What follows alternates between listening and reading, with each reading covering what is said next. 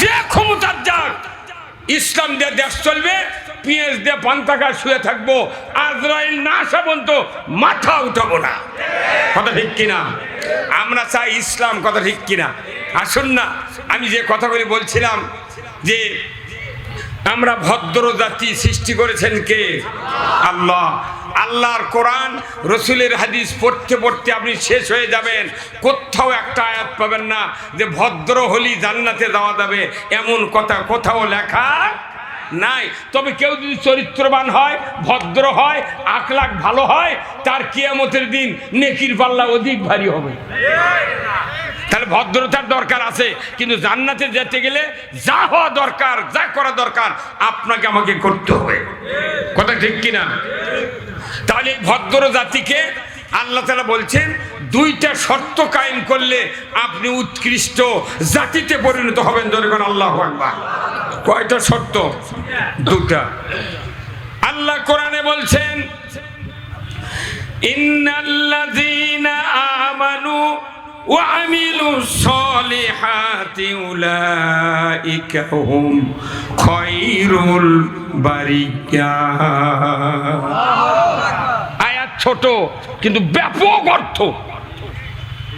আমার আল্লাহ বলছেন নিশ্চয় নিশ্চয় যাদের ঈমান আছে আর ভালো কাজ আছে, এরাই হলো সৃষ্টির ভেতরে সারা। এই রেজাল্ট কে দিয়েছেন? ঈমান আছে, ভালো কাজ আছে, তারা হলো উৎকৃষ্ট। যাদের ঈমান আছে, ভালো কাজ নাই, তারা হাঁপাহাপি উৎকৃষ্ট। কি হাঁপাহাপি মানে বোঝেন? একটা লোক সাইকেল চালাচ্ছে, সাইকেল চালাতে যাতে এতখানি চেন ছিঁড়ে গেছে, আপনার বাড়িতেও যাওয়া লাগবে, তাহলে এই সাইকেলের সাথে এই চেনের সাথে কি জোড়া দেবেন? দড়ি। কতক্ষণে গা? তাহলে আপনার দেখা লাগবে চেনটা নিচে ছিনলো না উপরে ছিনলো। যদি উপরে ছেড়ে দড়ি দিয়ে জোড়া দিল আপনি পারবেন না, এই চেন ঘুরে নিচে জোড়া দেওয়া লাগবে। উপরে থাকলো চেন, নিচে থাকলো দড়ি, তাহলে আপনি তো ফুল পেডেল করলে দড়ি যা পরে দেবে। তাহলে আপনার আগে ট্রেনিং দেওয়া লাগবে, আমার কোনো ফুল করা যাবে না, পেডেল করা যাবে হাফ। কথা কোন এখানে? কি পেডেল?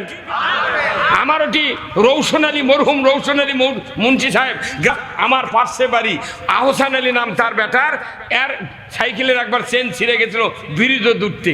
আমি নিজে চোখে দেখেছি, ওই দড়ি জোড়া দিয়ে সাইকেল চালাচ্ছে প্রায় 6 মাস, কিন্তু হাফ পেডেল। এখন আপনি যদি মনে করেন যে কিছু সময় ভালো করব, কিছু সময় মন্দ করব, তাহলে আপনার এই জীবন হচ্ছে হাফ পেডেলের জীবন। হাফ পেডেল করে উঁচা তোটা যায় না, ফুল পেডেল লাগবি। এমন জায়গায় যে হাফ পেডেল করছেন, ওটার সময় আবার ব্যাগে দেওয়া লাগছে, তাহলে তো পাঁচ মুখে চলে যাবেন। হ্যাঁ, কথা ঠিক কিনা? ইসলাম হলো ফুল পেডেলের জীবন ব্যবস্থা।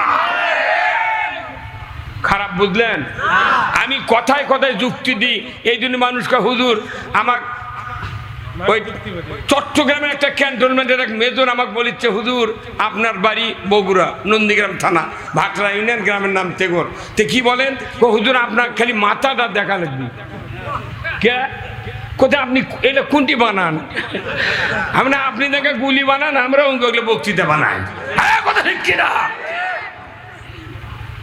আপনি বোঝেন, সব বোঝেন, ফুল পেডেল হাফ পেডেল বোঝেন, কিন্তু আপনার জীবনটা ফুল পেডেলে জান্নাতে যেতে পারবেন, হাফ হলে পারবেন না। কথা ঠিক কিনা? তাহলে আল্লাহ বলছেন কি শর্ত?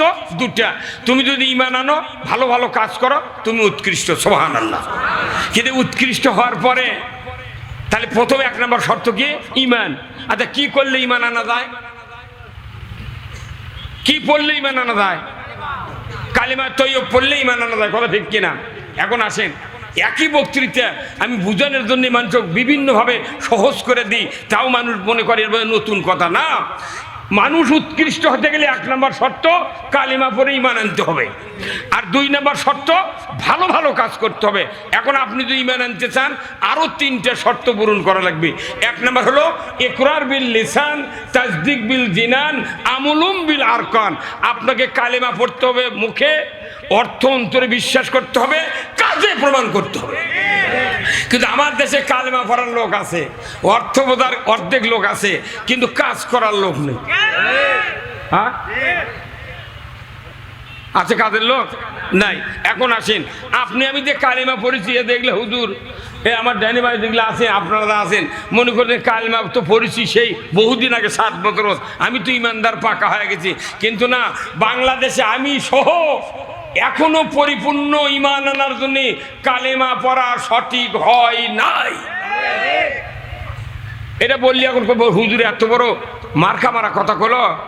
কোরআন বলছে যা সেই পদ্ধতিতে কাজ করা লাগবে।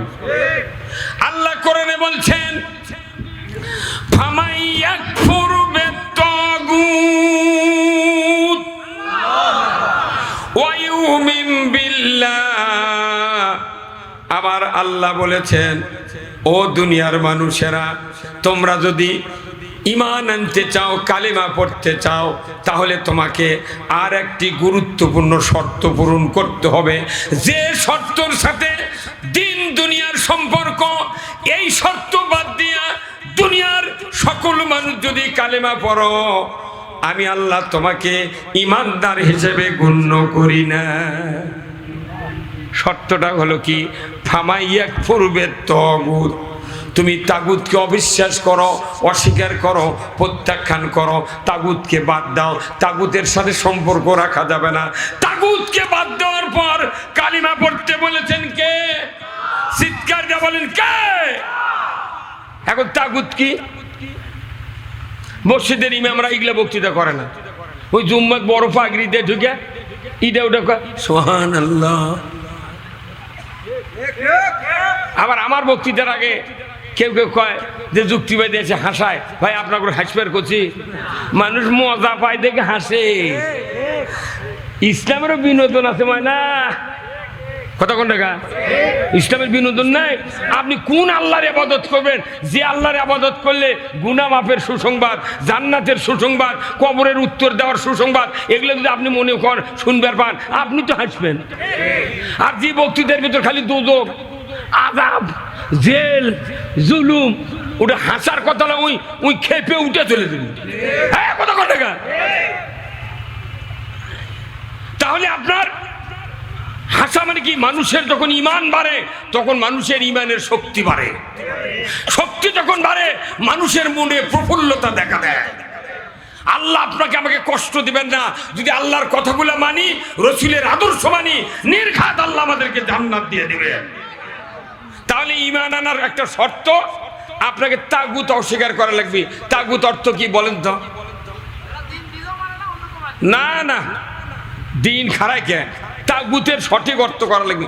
তাগুত শব্দের অর্থ হলো যারা নিজেরা আইন তৈরি করে সমাজ চালায়, দেশ চালায়, সকল কর্মকাণ্ড চালায়, এটা হলো তাগুতি শক্তি। ফেরাউন ছিল তাগুতি শক্তি, আর মুসা ছিল তৌহিদি শক্তি। এই কথা ঠিক কিনা? ফেরাউন ছিল তাগুতি শক্তি, আর মুসা আলাইহিস সালাম তাওহীদি শক্তির আহ্বায়ক। কথা কয়? নমরুদ ছিল তাগুতি শক্তি, ইব্রাহিম আলাইহিস সালাম ছিলেন তৌহিদি শক্তির আহ্বায়ক। কথা ঠিক কিনা? যেরকম কয় না আমাকে জেলার আহ্বায়ক, তার মানে কি? যে দলের নেতা ওই দলের দাওয়াত মানুষের কাছে দেয় দেখে ওই জেলার পক্ষ থেকে আহ্বায়ক, আর আল্লাহর পক্ষ থেকে নবী রাসূল হলো আহ্বায়ক। হ্যাঁ কথা কোন না? এগুলো বুঝে দেওয়া নি মানছো। খাইলে সুবহানাল্লাহ নেমে গেলে টাকা নিলে হবে না, বাটাম ফাটাবি তো। আমরা লেখাপড়া শিখে এগুলো লাগিয়েছি, কুম দুঃখে এগুলো লাগিনি। মানছে কথা ইয়ে যুক্তিবাদের কি? আর যুক্তিবাদের আনবো কাক আনবো? বহু বক্তার সাথে বক্তৃতা করে দেখেছি। এমনও বক্তা আমার সাথে 60 বছর 40 বছর তার বয়স, বক্তৃতার বয়স, কিন্তু দেখা যায় আল্লাহর যে একটা আইন আছে ওই জীবনে ভয়ের চোটে একদিন উচ্চারণ করেনি। এখন কোরআনের আইনের কথা বলে যার কোল যে চুলকায় মন খারাপ হয়, ই যদি ডিটোল দিয়ে ধুয়ে কবরত হয়, ই বেহেশতে যাবে না। বোঝে না কথা। আল্লাহ আমাকে মানাছে, আইন মানা লাগবে কার? আচ্ছা কত মোটর সাইকেলের সৃষ্টিকর্তাকে?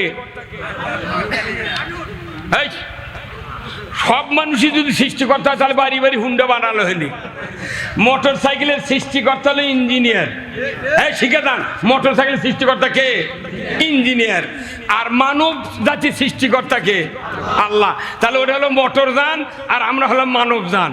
মোটর যান যতগুলো কোম্পানির আছে, ইয়ামাহা, এমা, তারপর ডুকার, ডায়াং, রানার, সিঙ্গার, তারপর হুন্ডা, তারপর হচ্ছে ডিসকভার, পালসার, টিভিএস, হতে হতে 150 প্রকারের হুন্ডা আছে।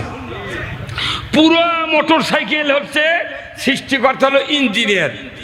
একটা মোটর সাইকেলের 265টা পার্টস আছে।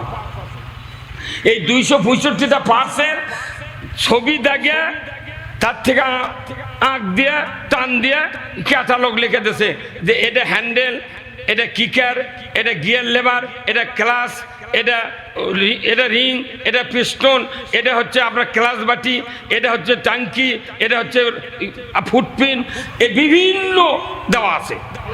আবার ট্যাঙ্কির লেখা দিয়েছে, ট্যাঙ্কির থেকে টান দিয়ে লিখেছে ওয়াটার লেগেছে। কি লেগেছে? লেগেছে পেট্রোল অবলিক অকটেন।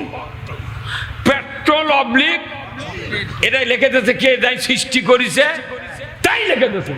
এখন আপনি 5 লাখ টাকার R15 কিনে যদি কন টাকা ফুরে গেছে, আমি তেল কিনবো কি দিয়া? তবে কেরোসিনও পাতলা, ডিজেলও পাতলা, পেট্রোলও পাতলা। কেরোসিন 10 লিটার তুললেন, আরো 20 লিটার সাইডের ঢোলর টাঙ্গেলিয়া একটা লোককে 1000 টাকা দিয়ে যদি কিক করবেন লাগে দেন, বেল ডুবি কিক করে, স্টার্ট হবে? কেন হলো না? হ্যাঁ, এক কথা উত্তর হওয়া লাগবে। বুঝেছি যখন কেন স্টার্ট হলো না? না না, বুঝে শিখে দেন, সৃষ্টিকর্তার বিধান মানেনি। হবে ওই জন্য ইসলাম বুঝি না আমরা। আর আমি সহজ করে বুঝাই দিই দেখে ওরা কত দাওয়াত দিয়ে কি করবো, হাবিদার কুয়াকাটা ওর বাপও পারবে না। হ্যাঁ, কতক্ষণ এক কথাই উত্তর যে সৃষ্টিকর্তার বিধান মানে না। সৃষ্টি করছেন যিনি, তিনি বলেছেন অকটিন অবলিক পেট্রোল। তুমি যত টাকায় খরচ হোক তোমাকে 2টা জিনিস কিনতে হবে, নচেত মোটর সাইকেল চলিবে না। আমি নিজে 27 টাকা গ্যালনের পেট্রোল কিনে আমি হুন্ডা চালাচ্ছি। নন্দীগ্রাম থানার 3 নম্বর মোটর সাইকেল আমার। 4 লিটারে 1 গ্যালন 27 টাকা দিয়ে কিনেছে হুন্ডা। এখন তো ফকিন্নির বেটা হুন্ডা টাকা, কিন্তু 27 টাকা গ্যালনের পেট্রোল কিনে মোটরসাইকেল চালাচ্ছি। সেই মানুষ এখন 120 টাকা 136 টাকার অকটেন তুলে গাড়ি চালাচ্ছি। 1000 টাকা লিটারও যদি পেট্রোল লাগে, সরকার লাগায়, তাও মানুষ হুন্ডার জন্য তেল কিনতে রাজি। ওটা ছাড়া তো চলবে না। কথা বলেন না কেন? আপনাকে এটা বুঝাচ্ছি কি জন্যে, যে সৃষ্টিকর্তার বিধান হলো পেট্রোল অবলিক অকটেন, আর আপনি তুলছেন কেরোসিন। কিয়ামত পর্যন্ত স্টার্ট হবে। তাহলে আপনার প্রথম ভুল হলো যিনি তৈরি করছেন তার বিধান মানে এর বোঝা গেল। এখন ওটা হলো মোটর যান আর আমরা হলাম কি? মানব যান। আল্লাহ বলেছেন তোমাদেরকে আমি সৃষ্টি করেছি, তোমরা চলবে কোরআন আর হাদিস দিয়ে। একটা হলো অকটেন, একটা হলো পেট্রোল। নবী আর আল্লাহ এই 2 তেল ছাড়া চলিবে না। এখন আমরা ওই 2টাই বাদ দিছি, দিয়ে কেরোসিন তুলেছি।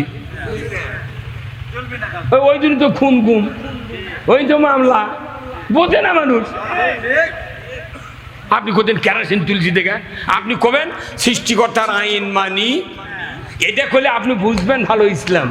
তাহলে আল্লাহ যে সৃষ্টি করেছেন, আল্লাহ বলেছেন কোরআন দিয়া মানুষ চলবে, হাদিস দিয়া মানুষ চলবে। কার কথা?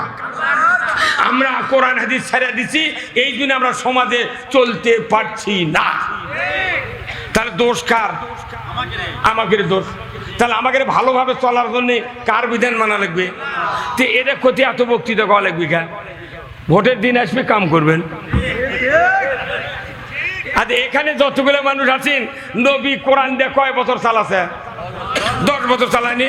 কথা কর। তাহলে সাধারণ মানুষ সব বোঝে বাংলাদেশের। সেদিন বদরগঞ্জে দিনের বেলা সভা করছি, পরশু দিন কমপক্ষে লক্ষাধিক লোক। আমি বলেছি কোরআন দিয়ে নবী কয় বছর চালাতে দেশ? সবাই চিৎকার দেখাচ্ছে 10 বছর। আচ্ছা 10 বছর যারা করলো যে কোরআন দিয়ে চালাচ্ছেন, এর মধ্যে আলু আলা মুলা আলা গরিব মানুষ, অশিক্ষিত হাজারো ধরনের লোক আছে। এই লোকগুলো বুঝলো যে নবী কোরআন দেয়া 10 বছর দেশ চালাছে, অথচ 54 বছর ধরে সংসদ গেল, কত উকিল, কত ব্যারিস্টার, কত নেতা, কত বড় বড় লোক, এরা কি বোঝে না? হ্যাঁ, তোরা চালালো না গা? তাহলে জ্ঞানী সরো জনগণ না নেতারা? জ্ঞানীকে নেতারা জ্ঞানী কথা বোঝে না, জনগণ নেতা বেশি জ্ঞানী, কারণ ই বুঝিছে নবী 10 বছর কোরআন দিয়ে চালাচ্ছে। আর যারা ক্ষমতা বারবার গেছে এরা বুঝেনি যে কোরআন দিয়ে নবী চালাচ্ছে, এটা তাদের ব্রেনে ধরা পড়েনি, যদিও ভরে থাকে ওরা ইচ্ছা করে চালায়নি। এত বক্তৃতা কলে বিঘা যদি ইসলাম কায়েম হবে, ঘরের মধ্যে শুয়ে থাকবো, হুন্ডা বাইরে তোমার চাবি দেবো না, ওটি হুন্ডার উপর ঘাস উঠবি, হুন্ডা চুরি হবে না। আজকে বাংলাদেশে কোটি কোটি পুলিশ, লাখ লাখ মিলিটারি, প্রশাসনিক কর্মকর্তা, আমলা উমলাদের দেয়ার ভরে গেছে। বড় মসজিদত একজোড়া নতুন স্যান্ডেল থুয়া জোহরের নামাজের সুন্নতের নিয়ত না করতি, ওই দুটা কালি তোলা চলে যায়। হ্যাঁ, কথা কোনে গা? ঠিক, দুটো চুরি হবে গা? কোন ডিসির হুন্ডা চুরি হয় না, কোন ওসির হুন্ডা চুরি হয় না, কোন চেয়ারম্যানের হুন্ডা চুরি হয় না। খালি মূলা বেচে দেয় হুন্ডা কিনছে, হাঁস বেচে হুন্ডা কিনছে, গরু বেচে জমি বেচে হুন্ডা কিনছে, তার কে হুন্ডা চুরি হয়? তার মানে গরিবের হুন্ডা চুরি হোক, ওদের জায়গাতে চুরি না হয়, কথা দেখছি না। চুরি বন্ধের আইন কোরআনে নাই, তোরা কায়েম করলো না গাছদের? কতবার সুযোগ দিচ্ছি, 54 বছর সুযোগ দিচ্ছি। আল্লাহ কোরআনে বলছেন, ওয়াসারিকু ওয়াসারিকাতু ফাকতাউ আইদিয়াহুমা। চোর আর চুন্নি যদি ধরা পড়ে, 5টা গ্যারান্টির পর খাদ্য, বস্ত্র, চিকিৎসা, শিক্ষা, বাসস্থান, 5টা গ্যারান্টির পর যদি দুনিয়ার কোনো নারী এবং পুরুষ যদি চুরি করে নৈতিক চরিত্রের কারণে, আমার আল্লাহ বলেছেন বিচার করো আমার আইন দিয়া, কাটো হাত সরকার। যদি একটা চোরের বিচার ডিসেল লাইনে বাইতুল মুকাররমের উত্তর গেটে জাতির সামনে উপস্থাপন করা হতো, বিটিভি, এনটিভি, এসিটিভি, 21, 24, 71, 75, 76 চ্যানেলে যদি দেখানো হতো গরু চুরি, হুন্ডা চুরি, পুকুরের মাছ চুরি দূরের কথা, মসজিদে একজোড়া পুরাতন স্যান্ডেলও চুরি হতো না। আপনারা তো আইন মানে নিলেন না, যারা যারা মুখ খোলেননি তারা আইন কায়েমের বিপক্ষে। ঠিক কিনা? একটা জুতা চুরি, এটা শোনার পর প্রত্যেকটা ইমানদারের দায়িত্ব আল্লাহর ওই আইনকে নিজে গ্রহণ করার জন্য চিৎকার দিয়ে বলা লাগবে ঠিক। বাংলাদেশের মুসলমানের সবচেয়ে দোষ আমাদের যে আমরা কোরআন শুনবো কিন্তু কোরআনের পক্ষ নেব না, এই জন্য বাংলাদেশে কোনো লাভ হচ্ছে না। এত বক্তৃতার পরেও এখনো মানুষ কোয়া লাগে জোরে কোন সুবহানাল্লাহ, জোরে কোন ঠিক নেবে ঠিক। তার মানে ওর কি ইমানের চাপই নেই। আচ্ছা, কচি ডাব চেনেন? কচি ডাব যদি কেউ কিনে এলে বাড়ির যান, ধারালো অস্ত্র দিয়ে কাটিচ্ছেন আর মনে মনে করছেন কামড় দিয়ে ফিক খাবো, তখন আপনি কাটিচ্ছেন, টেস্ট করছেন, কাটিন নরম, কাটিন নরম, কামড় দেমু দেমু ভাব, প্রাত করে ফাটে গেছে। এই কথা কেন? কেন ফাটলো? ফাটলো তখন তো আপনার স্ত্রী, আপনার সন্তানেরা বলছে যে আহা হা, এই 150 টাকা দিয়ে ডাব কিনলে মোট পানি ফেলে দিলেন, আপনারও মন খারাপ হয়ে গেছে, তাই না? মুটি তো পড়ে গেল, একবার তালার তীরত ঠেকেছে, পিড়া ভিজা গেছে। আপনি করছেন কি ওই হাঁচর মুখ দিয়ে ওই কভার পল্টাছেন, পল্টে দেখেন সেম সেম পলো কি। তার মানে আল্লাহ বুঝে দিচ্ছে যে তোমাকে আমি কোনো জিনিস কম দিইনি, যা পানি ওটি আটপি তার চেয়ে বেশি চাপ দিয়ে ঢুকে দিছি। এই যে গ্যাসও তো আমরা গাড়ির গ্যাস তুলি, বুঝছেন? গ্যাস একবার তোলার পর আবার 5 মিনিট দেরি করে আবার চাপ দিয়ে নি, কারণ ঠাকুরগা যাবো হরিপুর, 8 ঘন্টা গাড়ি চালা লাগবে, 650 কিলো চাইলে আসা লাগবে, তাহলে গ্যাস তো ওরাবে না, ওই জন্য চাপ দেওয়া লাগে। দ্বিতীয়বার আল্লাহ তাআলা ডাবের ভেতরে পানি, কলার চোষার ভেতরে কলা, কাঁঠালের ভেতরে কাঁঠালের রোয়া, এই জিনিসগুলো আমের ভেতরে আমের দর, চোষার ভেতরে কোনো জায়গা ফাঁকা নেই, একবার চাপ দিয়ে ঢুকে দিয়েছে। বান্দা বুঝাতেছে তোরা ইনকে করে মাপিয়ে দিব, তুই যে 2 টাকার আলু দিয়া পটেটো চিপস বাতাস দিয়ে ঢুকে দিতু, তুই দিয়ে পেপসুডিনের দাঁতের মাদনের প্যাকেটত খালি বাতাস দিয়ে থুচু কিয়ামতের দিন তোর হিসাব দেওয়া লাগবে। এমনি পাম করে ফুলে থতে মানে কোল বালুর, কিন্তু যদি আপনি মুখা খুলে ঠাঁচি মারেন প্রাত করে ফায়ার হয়, অর্ধেক বাতাস বাইরে হয়, যা খালি একা না আছে। কতক্ষণ এই ডাবের চাপ আছে, সেই জন্যই ফাটিয়াবার হয়ে গেছে। কিন্তু বাংলাদেশের ইমানদারের ইমানের চাপ নাই, সেই জন্য বক্তাকে খোয়া লাগে ধরে কোন সুবহানাল্লাহ। আর কোরআনের কথা শুনলে যদি চাপ থাকে ইমানদার, বক্তার মুখতে কথা ফুরানের আগে জোরি কবি ঠিক, তাহলে বোঝা যাবে ইমান বাড়তিছে। আল্লাহ কোরআনে বলছেন ইন্নামাল মুমিনুনা আল্লাযিনা ইজা যুকিরাল্লাহ ওয়াজিলাত কুলুবুহুম ওয়া ইজা তুলিয়াত আলাইহিম আয়াতুহু জাদাতহুম ঈমানাও ওয়া আলা রাব্বিহিম ইয়াতাওয়াক্কালুন। আমার আল্লাহ বলেছেন সূরা আনফালে, নিশ্চয় যারা মুমিন তাদের সামনে আল্লাহর নামের উচ্চারণ যদি করা হয়, অন্তরে যদি তার ধাক্কা লাগে, সাথে সাথে অন্তর ওয়াজিলাত কুলুবুহুম থরথর করে কেঁপে ওঠে। শুধু কেঁপে ওঠেই ক্ষান্ত হয় না, তারা মনে মনে চিন্তা করে এতটা মধুর্য, এতটা ভালো আল্লাহর নাম, এই কথা অন্তরে যখন প্রশান্তি লাভ করে, আমার আল্লাহ বলেছেন কোনো বান্দা যদি ওই মানুষের সামনে কোরআনের আয়াত তেলাওয়াত করে, সে যদি অর্থ বুঝায় দেয়, কোরআনের ভাব গাম্ভীর্য কথা মানুষকে যদি বুঝাতে পারে, ওই মানুষের অন্তরে তখন অবশ্যই চিন্তার উদ্বেগ হয়, আর আগামীকাল থেকে এইভাবে চলবো না, নামাজ পড়বো, সুদ বাদ দেবো, অন্যায় বাদ দেবো, আল্লাহর পথ ছাড়া কারোর পথে চলবো না, এমন সিদ্ধান্ত আল্লাহ যখন জানতে পারে, আমার আল্লাহ বলেছেন তখনই আমি আল্লাহ ওই মুমিনের অন্তরে ঈমানকে বাড়িয়ে দেই। চিন্তার সাথে ঈমান বাড়ার শক্তির সম্পর্ক, চিন্তার সাথে। মানুষ চিন্তা করে তো খালি শোনে আর চোখ পাকে থাকে আর বাড়ির যায়, চিন্তা করে। কিন্তু এই চিন্তাই শোনার মধ্যে আরেকটা বিপদ আছে আমাকে। বিপদটা কি?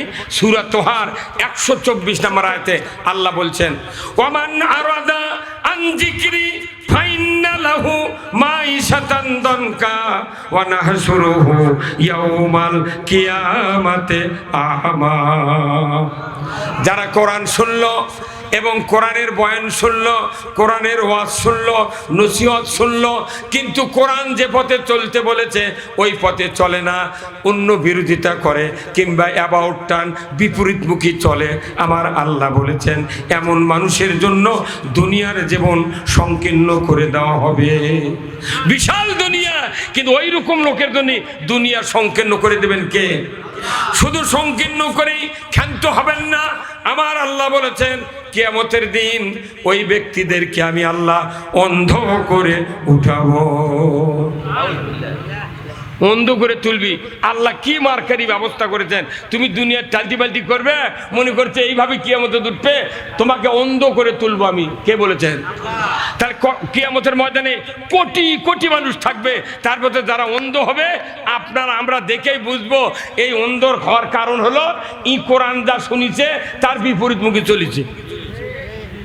আল্লাহ তাআলা আবার সূরা কফের 26 পারায় বলেছেন 5টা দোষ যাদের থাকবে তারা কিয়ামতের দিন তাদের নেকি বদি ওজন হবে না, হিসাব হবে না, জিজ্ঞাসা হবে না, মিজান হবে না, আল্লাহ কিছুই বলবে না। ফেরেশতাকে বলা হবে আল কিয়াফি জাহান্নামা কুল্লা কাফারিন আনিদ মুতাদিম মুরিব মান্নাইল লিল খায়র ইলাহান আখার। 5টা দোষের বক্তব্য কিয়ামতের ময়দানে আল্লাহ দেবেন। যাদের ভেতরে 5টা দোষ আছে তাদেরকে ধরো, জাহান্নামে নিক্ষেপ করো, কোনো জিজ্ঞাসা হবে না, হিসাব হবে না, মিজান হবে না, কোনো বক্তব্য হবে না, সরাসরি জাহান্নামে নিক্ষেপ করো। নাউযুবিল্লাহ পরে কি ওই 5টা বাদ দেওয়া লাগবে? কথা কনে রা নাউযুবিল্লাহ পড়লে এটা ওষুধ লয়। নাউযুবিল্লাহ শব্দের অর্থ আল্লাহ তুমি এই কামত থেকে রক্ষা করো। তা আপনি রক্ষা তো হচ্ছেন না। একটা দিনে একটা পুরুষ মানুষ 40 জন মিয়ার সাথে সাক্ষাৎ হয়। 40 জন মিয়ার আগে দাদু কয় আউযুবিল্লাহ ফিতনাতিন মিনান নিসা। 40 বারে দোয়া করলো, 40 বারে মিয়া মানুষ দেখলো, আর কি লাভ হলো? কথা কনে রে যে সংসদে যদি একবার আইন পাস হয় যে মহিলারা পর্দা করে চলা লাগবে, তাহলে দুয়ার পড়া লাগবে কত করে গা? তাহলে ওই আইন কায়েম করা ভালো না দোয়া পড়া ভালো? তেরে বোঝে না গা মানুষ। আচ্ছা গাড়ির চাকা লাগাচ্ছেন ধুরার মাথাতে একটা ছিদ্র থাকে না ভাই? এই ইঙ্গে ছিদ্র থাকে না? এই ছিদ্রের মধ্যে কি ঢুকে দেয়, আর নাম কি? না, এর নাম হচ্ছে খিলেন। এই ধুরের মাথা দিকে ছাদ থাকে বুঝছেন, ইঙ্গে ঢুকে দেয়। আচ্ছা কেউ যদি নতুন চাকা লাগে 10 মন বোধাই দিয়ে ধুরে চাকা লাগালো কিন্তু খিলেল দেয়নি, হ্যাঁ?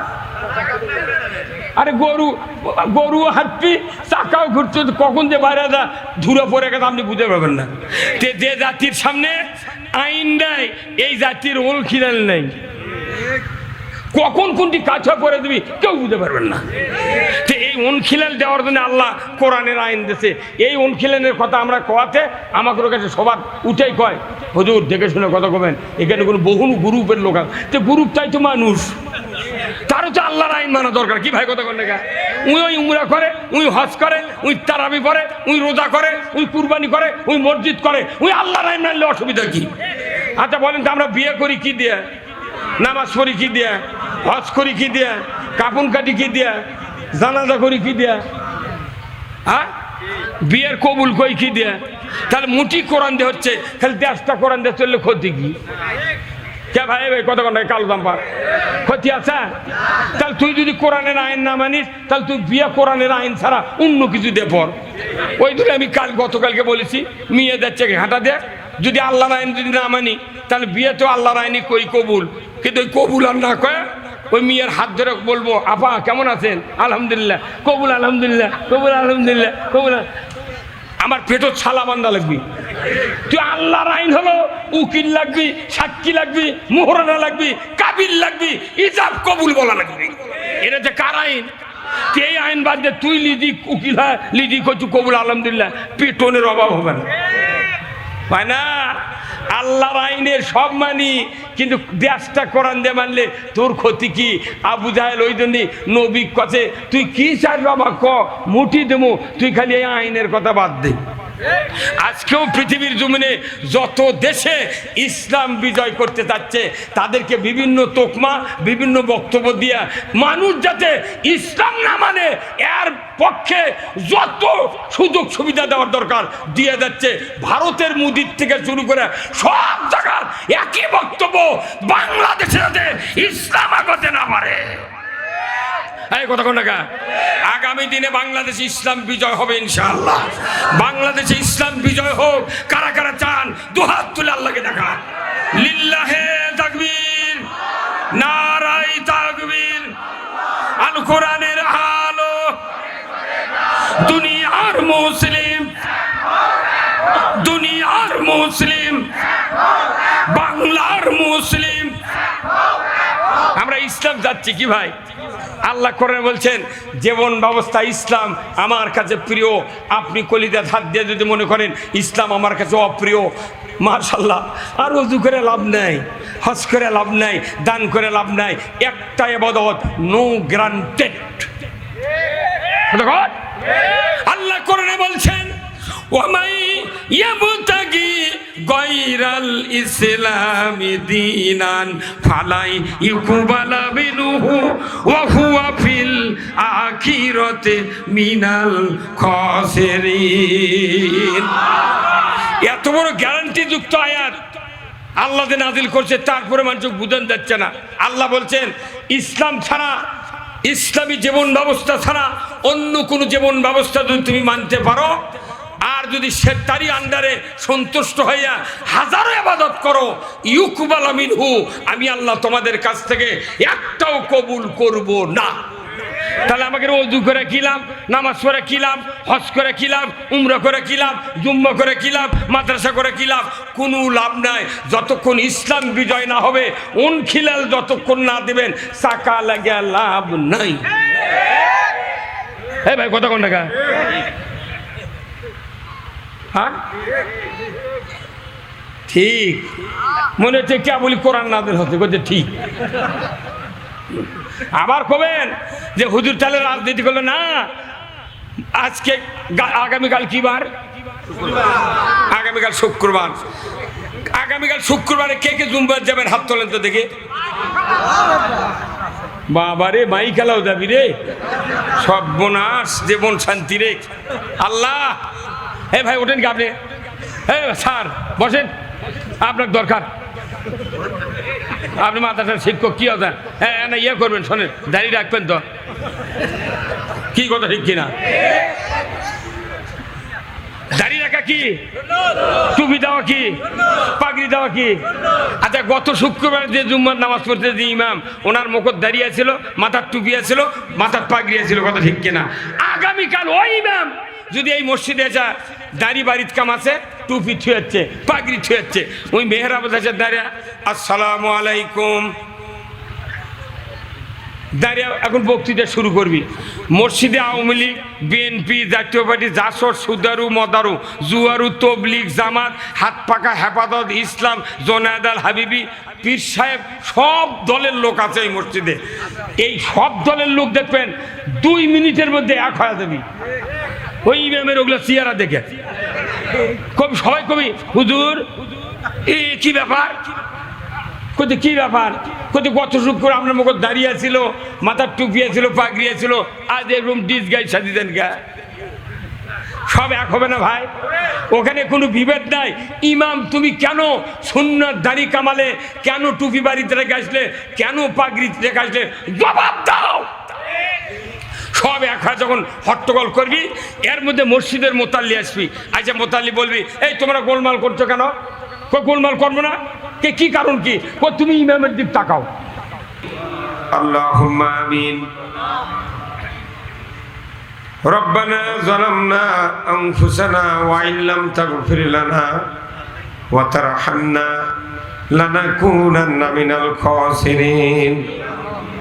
রব্বুল আলামিন বাংলাদেশের এক ঐতিহ্যবাহী জেলা বগুড়া, তার অন্তর্গত কাহাল উপজেলার ঐতিহাসিক একটা ইউনিয়ন মুরুইল, তার অন্তর্গত ভালতা, নিয়ামতিয়া ফুরকানিয়া ইবতেদায়ী নুরানি মাদ্রাসা কর্তৃক আয়োজিত আজকের এই একদিন ব্যাপী তাফসীরুল কোরআন মাহফিলে বসে হাজার হাজার মুসলমান নরনারীকে নিয়ে কয়েকবার দরুদ সালাম পাঠ করে আপনার শাহী দরবারে হাত তুলেছি। মাহমুদ মেহেরবানি করে আমাদের সকলের জীবনের গুনাহগুলি আপনি মাফ করে দিন। আয় আল্লাহ তাআলা, এই মাদ্রাসা যিনি কায়েম করেছেন, যারা অর্থ দিয়ে আজ পর্যন্ত মাদ্রাসা দাঁড়িয়ে রেখেছেন, মাহফিলের যারা আয়োজন করেছেন, আমরা যারা কোরআন শোনার জন্য এসেছি, আমাদের ভেতরে যারা দরদের বাপ মাকে হারিয়েছি, কবরগুলিকে জান্নাতের বাগান বানায়া দেন রব্বুল আলামিন। বিশেষ করে এই মাদ্রাসা যার অক্লান্ত পরিশ্রমে দাঁড় হয়ে আছে, যিনি প্রতিষ্ঠা করেছেন, আল্লাহ আপনার এক বন্ধু বান্দা মরহুম আব্দুল গফুর মল্লিক, তার যোগ্য সন্তানকে নিয়ে হাত তুলেছে। আল্লাহ মাবুদ, হতে পারি আমরা গুনাহগার, কিন্তু তার কলিজার টুকরা সন্তানকে নিয়ে, হাজার হাজার আলেমের ওস্তাদকে নিয়ে বাবার জন্য হাত পাতিয়েছি। আল্লাহ মেহেরবানি করে মরহুম আব্দুল গফির মল্লিকের কবরখানা জান্নাতের বাগান বানায়া দেন। আয় আল্লাহ, ভালতা সহ চতুর্দিক থেকে যতগুলি গ্রামের মানুষ মাদ্রাসার জন্য কোরআনের আহ্বানে মাহফিলে হাজির হয়েছেন, সেই গ্রামের মাটির নিচে যত মুমিন মুমিনাত চিরবিদায় নিয়ে শুয়ে আছেন, আল্লাহ সকলের কবরগুলিকে জান্নাতের বাগান বানায়া দেন রব্বুল আলামিন। হাজার হাজার মা বোনেরা প্যান্ডেলে হাজির হয়েছেন, আল্লাহ তাদের সকলকেই খাদিজা, রহিমা, হাজেরার মতো চরিত্রবান বানায়া দেন রব্বুল আলামিন। 18 কোটি ইমানদারের দেশ বাংলাদেশ, এই দেশটাকে আপনি কোরআনের জন্য কবুল করে নেন রব্বুল আলামিন। আপনি তো সেই রব, ফেরাউনের আক্রোশ থেকে মূসা আলাইহিস সালামকে তার সাথীদেরকে নিয়ে লোহিত সাগর পার করে 12টা রাস্তা দিয়ে আপনি তাদের সাহায্য করেছিলেন। আল্লাহ গো, আপনি তো সেই রব, নমরুদের রক্তচক্ষু থেকে ইব্রাহিম আলাইহিস সালামকে 40 দিন আগুনের কুণ্ডতে বসিয়ে রেখে নিখুঁতভাবে বাঁচিয়ে দিয়েছিলেন। আয় আল্লাহ, আপনি তো সেই রব, আবু জাহেলের সন্ত্রাস থেকে মুহাম্মদুর রাসূলুল্লাহ সাল্লাল্লাহু আলাইহি সাল্লামকে হিজরতের রাত্রিতে আবু বকরকে নিয়ে 5,500 ফিট জাবালে সুরের গুহার ভেতরে আল্লাহ মাকড়সার জাল দিয়ে হেফাজত করেছিলেন। আপনি তো সেই রব আছেন। দয়া করে আমরা এমন এক জামানায় দুনিয়ায় এসেছি, মিথ্যা, অনাচার, অবিচার, সুদ, ঘুষ, জেনা, ব্যভিচারী দেয়া দিন বিরোধী সমাজ হিসেবে আমরা যারা অন্যায়ের ভেতরে হাবুডুবু খাচ্ছি, আল্লাহ এই অন্যায়কে দূর করে বাংলাদেশটাকে আপনার ওই কুদরত দেয়া কোরআনের জন্য বিজয় দান করে দেন আল্লাহ। আয় আল্লাহ, বাংলাদেশের 3বারের প্রধানমন্ত্রী, সাবেক প্রধানমন্ত্রী খালেদা জিয়া আজকে প্রায় 17 দিন হলে অসুস্থ। আল্লাহ মেহেরবানি করে সুস্থতা দান করে দেন। আয় আল্লাহ, যারা আমরা কোরআনের মাহফিলে বসেছি, কি কথা বলবো জানি না, যে কথা বললে আপনার বান্দা বান্দীদের দুনিয়া এবং আখিরাতের কল্যাণ হবে, সেই কথাগুলি আমাকে বলার তৌফিক দেয়া দেন আল্লাহ। পরিশেষে দোয়া চাই, আল্লাহ আপনার বান্দা হাজার হাজার আলিমের ওস্তাদ জনাব সভাপতি সাহেব মুরব্বী মানুষ অসুস্থ, আল্লাহ তাকে আজকের দিনের জন্য শারীরিক সুস্থতা দেন, অবস্থান করার তৌফিক দেয়া দেন। সুবহানা রব্বিকা রব্বিল ইজ্জাতি আম্মা ইয়াসিফুন ওয়া সালামুন আলাল মুরসালিন ওয়ালহামদুলিল্লাহি রব্বিল আলামিন। একটু জিকির করেন লা ইলাহা। আলহামদুলিল্লাহ, মহান মাহবুদের দরবারে শুকরিয়া, যিনি আমাদেরকে বগুড়া জেলার এক ঐতিহ্যবাহী জায়গা বিশ্ব রোডের পার্শ্বে ভালতা গ্রাম, এই গ্রামের ইবতেদায়ী নিয়ামতিয়া স্বতন্ত্র নুরানি মডেল মাদ্রাসা কর্তৃক আয়োজিত তাফসিরুল কোরআন মাহফিলে বসে কোরআন, ইসলাম, রসুলের জীবন আদর্শ, ব্যক্তিগত জীবন, পারিবারিক জীবন, রাষ্ট্র জীবন, অর্থনীতি, সমাজনীতি, রাজনীতি, জীবনের সকল বিষয়ে যতগুলি বিধিবিধান আল্লাহ কোরআনে নাজিল করেছেন, তার থেকে কিছু কিছু কথা বলা, জানা, শোনা এবং বোঝার যে মুনিব সুযোগ করে দিচ্ছেন, সেই মুনিবের দরবারে শুকরিয়া আদায় করছি। সবাই পড়ছি আলহামদুলিল্লাহ। আরো জোরে সরে বলি আলহামদুলিল্লাহ।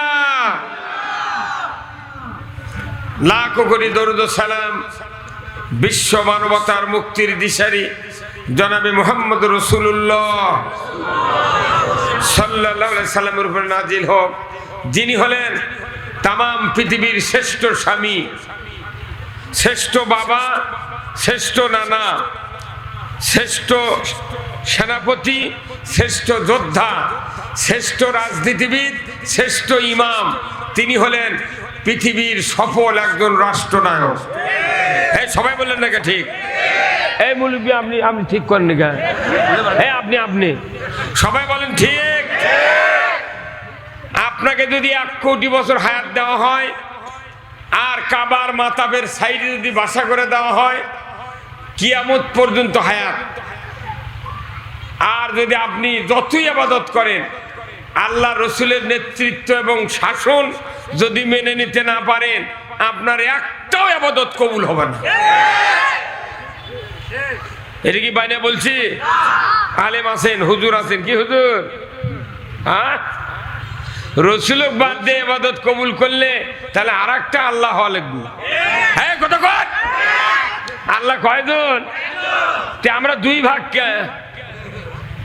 ইমান এক ভাগ, একটা আল্লাহ, একজন আল্লাহ, একজন নবী, একজন কোরআন, এক ইসলাম। কিন্তু আমরা হয়ে গেছি কয় ভাগ? দুই ভাগ। আল্লাহর ভাগের গুলো জান্নাতে যাবি, আর ডাইনেবার যেগুলো ভাগ আছে জিবরাইলও জানাজা করলে বেহেশত পাবে না। কথা কোনে গা? কার কথা? আল্লাহ কোরআনে বলছেন, লা ইয়াস্তাবি আসহাবুন নার ও আসহাবুল জান্নাহ। হুজুর আছেন, আমি ওই দিন হুজুরকে দোয়া করছি, আপাতত আজগর সমাধান থাকা লাগবে। এই কথা কোনে গা? যারা হবে জান্নাতি তারা এক ধরনের, যারা জাহান্নামী হবে তারা হবে এক ধরনের। পৃথিবীতে যতগুলো প্রোডাক্ট আছে এর অরিজিনাল আছে, ডুপ্লিকেট আছে। আপনি যখন দোকানত যান, ভাই একটা অরিজিনাল আরএফএল এর বদনা দেন। কেউ কি কোনোদিন বগুড়া দা কছেন একটা 2 নাম্বার বদনা দেন যাতে কান্দা ধরতি ফাটা যায়? এই কেউ কছেন? বেটাক বিয়ে দেবেন ভালো পাত্রী চান, লুঙ্গি নেবেন ভালো, কাপড় নেবেন ভালো, মাইক নেবেন ভালো, জুতা নেবেন ভালো, গিঞ্জি গামছা শার্ট নেবেন ভালো। মুঠি যদি ভালো নেন তো জীবন ব্যবস্থা ভালোটা ধরলে অসুবিধা কি? ডুপ্লিকেট জিনিসের গ্যারান্টি নাই, অরিজিনালের গ্যারান্টি আছে। কার কথা? জোরে বলেন, কার কথা? এই জন্যে আমাদের যিনি রসুল, তেনার ব্যাপারে গ্যারান্টি দিয়েছেন কে? সে গ্যারান্টির আয়াত কি জানেন? কুল ইন কুনতুম তুহিব্বুনাল্লাহ ফাত্তাবিউনি ইউহিব্বুকুমুল্লাহ ওয়া ইয়াগফির লাকুম যুনুবাকুম আল্লাহু গফুরুর রহিম। এই আয়াত তবলিগের লোক পড়ে, পীরের জাকের পড়ে, মৌলবীরা পড়ে, ইমামরা পড়ে, মিলাদত পড়ে, জানাজাত পড়ে। এই আয়াত সব মানুষের মুখস্থ, কিন্তু এত বড় গ্যারান্টি যুক্ত আয়াত আল্লাহ নাজিল করেছেন। মানুষের গুনাহ মাফ হবে, আল্লাহকে ভালোবাসবে, আল্লাহর ভালোবাসা পাবে, রসুলের সাথে জান্নাতে থাকবে। কতগুলো দাম আছে এই আয়াতের মধ্যে, কিন্তু সবাই পরে দেখে ওটা কি কথা। এত বড় আদর্শ গ্যারান্টি যুক্ত আয়াত শোনার পরে আমরা রসুলকে মানি না, রসুলক বাদ দিয়ে আর এক আদর্শ মানে। এইরকম লোক আছে না নাই? আর আল্লাহ বলছেন যে হে নবী, আপনি বলে দিন আপনার উম্মতেরা যদি আমি আল্লাহ আমাকে ভালোবাসতে চাই তাহলে ফাত্তাবিউনি, তাহলে যেন আপনার অনুসরণ করে। কার অনুসরণ? রাসূল ছাড়া কারো নাম ওটি গোপনে আছে? তা আপনি মাথা ঠিক আছে? নবী বাদ দিয়ে যাক অনুসরণ করবেন, ও ডেটল দিয়ে কব্বর তুলে ওই পূব দিঘায় শুয়ে দেখবি জানেন? আল্লাহ রাসূল, আল্লাহর কোরআনের আয়াতের এত গ্যারান্টি মানে না, তাদের কি অবস্থা হবে? মৃত্যুর পর সারা রেজাল্ট দেওয়া যাবে না। আল্লাহ বলছেন আমার ভালোবাসা যদি পেতে চাও তাহলে নবীর অনুসরণ করো। আল্লাহু আকবার। তাহলে কি হবে? ইউহিব্বুকুমুল্লাহ, আমি আল্লাহ তোমাদেরকে ভালোবাসবো। একটা পুরুষ, একটা যুবক যদি একটা প্রেমিকা যদি খালি কয় তোমাকে আমি খুব ভালোবাসি জান দিয়ে, আর কোনো গ্যারান্টি লাগে না। ওই খালি মোবাইল করার কয় খালি একটা বার তুই খালি ক হ্যালো, ওর জান গেল। কথা ঠিক কিনা? হ্যালো বললি একটা প্রেমিকার মহব্বতে কলিজা ফেটে যায়, গত গত চিত্তে তার দিকে আকর্ষণ বাড়ে। কথা ঠিক কিনা? আর আমার আল্লাহ বলি যে আল্লাহ রসুল শ্রেষ্ঠ স্বামী। কথা ঠিক কিনা? আমরা কি শ্রেষ্ঠ স্বামী হতে পেরেছি? শ্রেষ্ঠ স্বামীর সবচেয়ে বড় গুণ হলো একটা, তার মোহরানা পরিশোধ থাকা লাগবে। এই কথা কি থাকা লাগবে? বাংলাদেশের মানুষের 72 বছর বয়স হয়ে গেছে, বিয়ে করছে, অনেক দিন আগে বউ আনছে বাড়ির, বা কি এখনো শোধ করেনি। তাহলে আমরা কি শ্রেষ্ঠ স্বামী হতে পেরেছি? আচ্ছা, উনি শ্রেষ্ঠ বাবা। উনি যে বাবাগিরি করেছেন, ওনার সন্তানদের প্রতি যে ভায়া মায়া মমতা দেখাইছেন, ওনার নাতিদের প্রতি যে মমতা দেখাইছেন, তার একানো আমরা করতে পারি না। ছেলের নামে সব সম্পত্তি লিখে দিয়ে বিটি কয় মা তোর জন্য খালি দোয়া, কথা কন। এরপরে রসুল ছিলেন একজন যোগ্য সেনাপতি। উনি কমান্ড করছেন বদরের যুদ্ধে 313 জন সাহাবী থাকবে, জীবন যাবে, পিছু হটতে হোক পাবে না, কথা ঠিক কিনা? উনি একদিকে রাজনীতিবিদ, উনি আবু জাহেলের সাথে রাজনীতি করেছেন, কথা ঠিক কিনা? তারপরে উনি একজন ইমামতি করছেন কয় বছর বলেন তো? হ্যাঁ, মসজিদে নববীর ইমামতি কয় বছর করছেন কোন? আপনাকে জুম্মার ইমাম এতদিনও কয়নি, কোনটি কথা জীবনে কয়নি। হ্যাঁ, কথা কি? রসুল সাল্লাল্লাহু আলাইহি সাল্লাম মসজিদে নববীতে 10 বছর ইমামতি করেছেন। আল্লাহু আকবার! কত বছর? উনি যে কয় বছর ইমামতি করেছেন, সেই কয় বছর আবার কোরআন দিয়ে 12.5 লক্ষ বর্গ মাইল শাসন করেছেন। তাও আওয়াজ ধীরে হলো বারে। উনি যে কয় বছর ইমামতি করেছেন, সেই কয় বছর উনি সরকার ছিলেন। সবাই কোন ঠিক? আচ্ছা, কোরআন দিয়ে উনি পৃথিবী চালাচ্ছেন 12.5 লক্ষ বর্গ মাইল। বাংলাদেশের মতো 27টা রাষ্ট্র জোড়া দিলে যে আয়তন হবি, এত পরিমাণ আয়তনের জায়গা রসুলের রাজত্ব ছিল। কোন সুবহানাল্লাহ, কথা কন।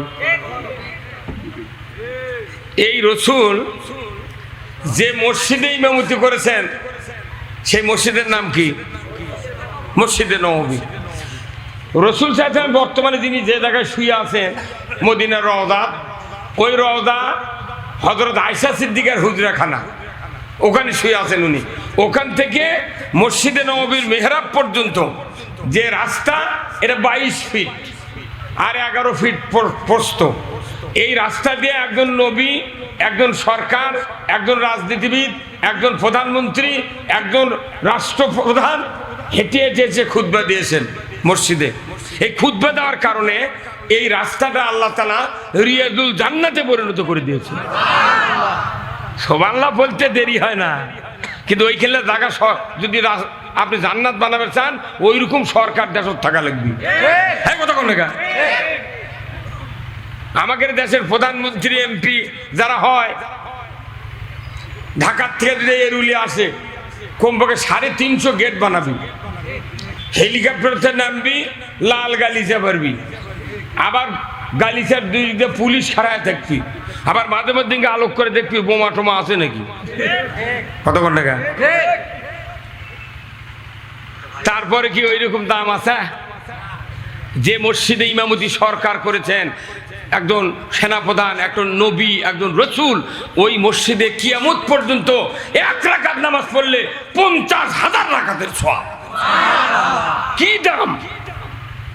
সরকার ইমামতি করছে, সেই জন্য 50,000 রাকাতের সওয়াব, 1 রাকাতের বিনিময়। আর আমার দেশে একটা ইমাম যদি মিম্বরের দাঁড়াবার চায়, হুজুর তুমি আবার গম খাবার যাচ্ছ,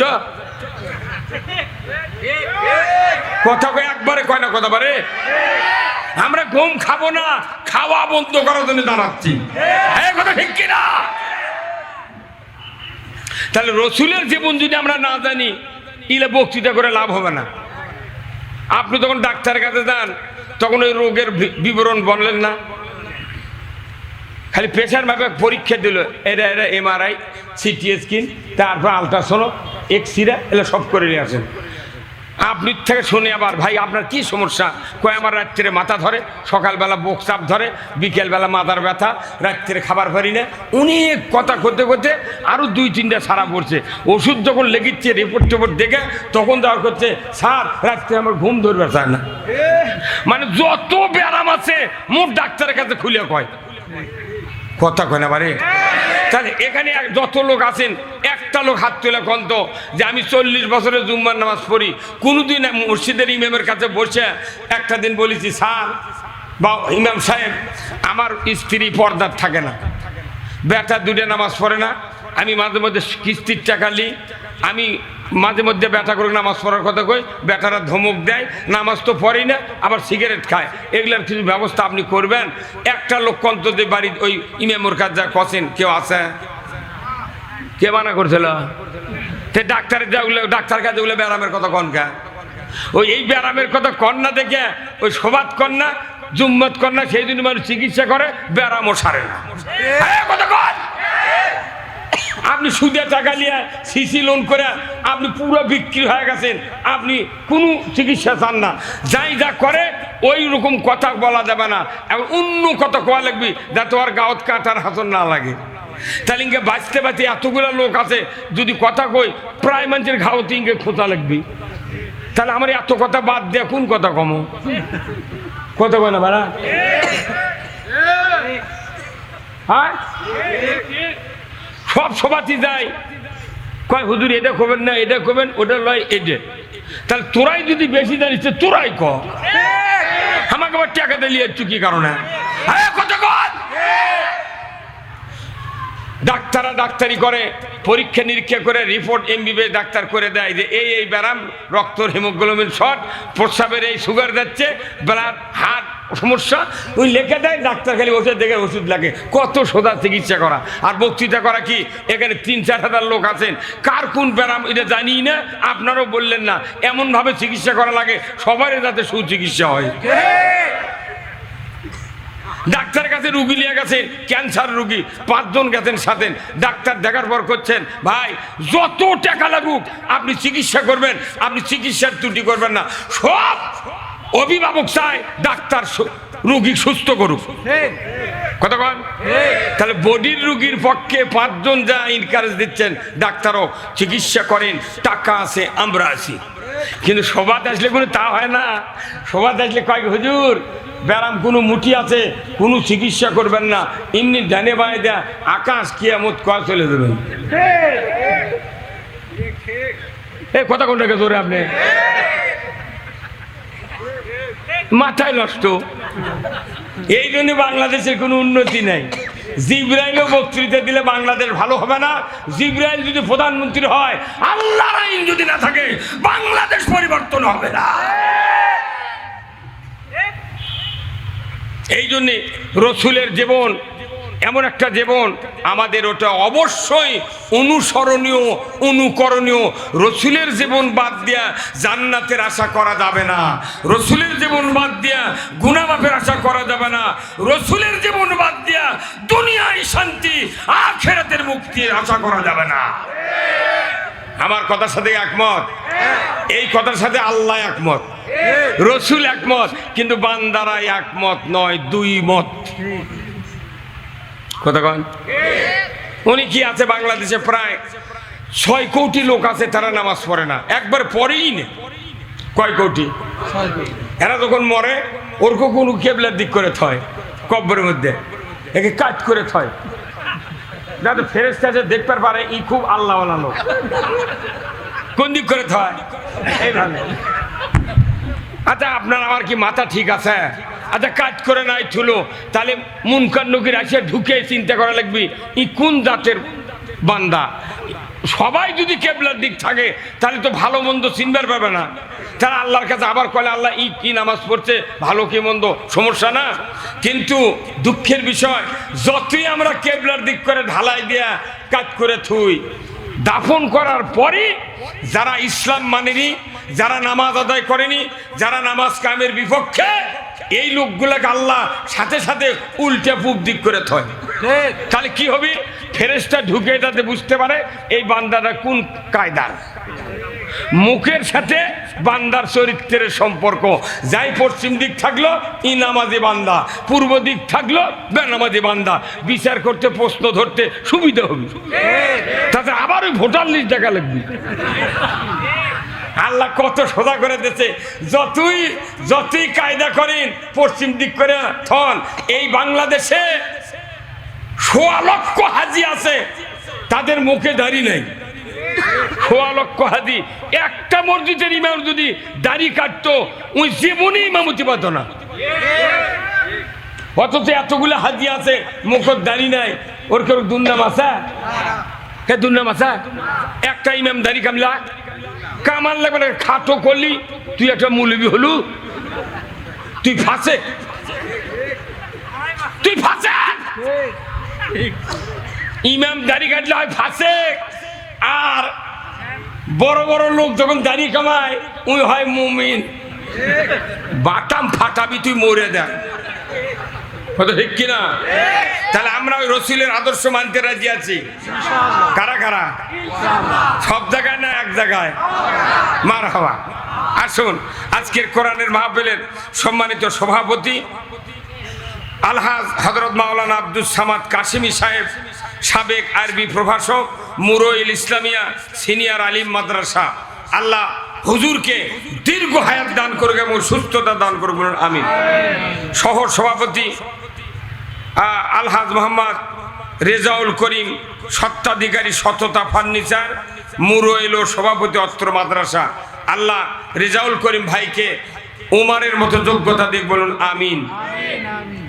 আজকের মাহফিলের প্রধান অতিথি জনাব আলহাজ মোহাম্মদ মোশাররফ হোসেন, ভারপ্রাপ্ত সাধারণ সম্পাদক বাংলাদেশ কেন্দ্রীয় কৃষক দল, ভারপ্রাপ্ত সাধারণ সম্পাদক বগুড়া জেলা বিএনপি ও সাবেক মাননীয় সংসদ সদস্য বগুড়া ৪ কাহালুল নন্দীগ্রাম। আল্লাহ ভাইজানকে কোরআন এবং ইসলাম বোঝার তৌফিক দান করুক, বলুন আমিন। আজকের মাহফিলের বরেণ্য অতিথি ডক্টর মোস্তফা ফয়সাল পারভেজ, বাংলাদেশ জামাত ইসলামী এমপি মনোনয়ন পদপ্রার্থী, Bogura ৪ Kahaloo Nandigram, secretary general international islamic federation of students organization IFSU, assistant professor আন্তর্জাতিক সম্পর্ক বিভাগ, খিরশেহির আহি এরভান বিশ্ববিদ্যালয়, তুরস্ক। আল্লাহ আমার এই কাকুকে দ্বীনের জন্য কবুল করুক, বলুন আমিন। আজকের মাহফিলের সম্মানিত মেহমান বিশিষ্ট ইসলামী চিন্তাবিদ, সুমিষ্টভাষী হাফেজ হযরত মাওলানা মুফতি জোবায়ের আহমেদ আজাদি সাহেব, খতিব তালোরা বড় দামে মসজিদ, ভালতা বড় দামে মসজিদ। আল্লাহ হুজুরকে দ্বীনের জন্য কবুল করুক, বলুন আমিন। এরপরে আরেকজন মেহমান হযরত মাওলানা আব্দুল হান্নান, প্রধান শিক্ষক অত্র মাদ্রাসা। বিশেষ অতিথিবৃন্দ অনেকগুলি, সম্মানিত অতিথি অনেকগুলি, আমন্ত্রিত অতিথি অনেকগুলি। এরপরে বিশিষ্ট ব্যবসায়ী অনেকগুলি, প্রবাসী সহযোগী অত্র মাদ্রাসার কমিটিবৃন্দ এবং অত্র মাদ্রাসার শিক্ষকবৃন্দ সহ স্থানীয় ওলামায়ে কেরামগণ, সম্মানিত পরিচালক, আজকের মঞ্চে বসা সম্মানিত মেহমানবৃন্দ, সামনে বসা মুরব্বিনে কেরাম, হাজী সাহেবগণ, বিভিন্ন মসজিদের ইমাম, মুয়াজ্জিন, মুক্তাদি সহ বিভিন্ন রাজনৈতিক দলের নেতৃবৃন্দ, যুবক ভাইরা, পর্দার অন্তরালে আমার মা এবং বোনেরা, প্রাইমারি মাদ্রাসা, হাই স্কুল, কলেজ, বিশ্ববিদ্যালয়ের শিক্ষক মহোদয়গণ, ছাত্র ভাইয়েরা, সাংবাদিক, সরকারি কর্মচারী, কর্মকর্তাবৃন্দ, সরকারি গোয়েন্দা বিভাগের ডিজি, ডিজিএফআই, ডিএসবি, এনএসআই সহ প্রশাসনিক কর্মকর্তা, কর্মচারীবৃন্দ, কচি কাচারা এবং আজকের এই মাহফিলের ইন্তেজামিয়া কমিটি বর্গ সহ প্রচার মিডিয়ার সম্মানিত মাইকালা এবং ভিডিওম্যান ভাইরা, সবার প্রতি আমার সালাম। আসসালামু আলাইকুম ওয়া রাহমাতুল্লাহি ওয়া বারাকাতুহু। কেমন আছেন আপনারা? আছি ভাই, আলহামদুলিল্লাহ। আমি আপনাদেরকে কথাগুলি, অনেক কথা বলেছি আল্লাহ রসুলের ব্যাপারে, কথা ঠিক কিনা? আগে খুশি করতে হবে কাকে, তারপরে কাকে, তারপরে কাকে? মানুষকে, কথা ঠিক কিনা? মানুষকে কষ্ট দেওয়া যাবে না। বলুন তো, এই পৃথিবীতে মখলুকাত কত হাজার? 18,000। তারই ভিতরে আশরাফুল মখলুকাত কারা? মানুষ কন আমরা, সবাই কন কি আমরা। মানুষ যদি কন তাহলে আপনি একাই, বাড়ির যেগুলো আছে কি, তাহলে আমরা আশরাফুল মখলুক। আমরা একটা ভদ্র জাতি। কে সৃষ্টি করেছেন?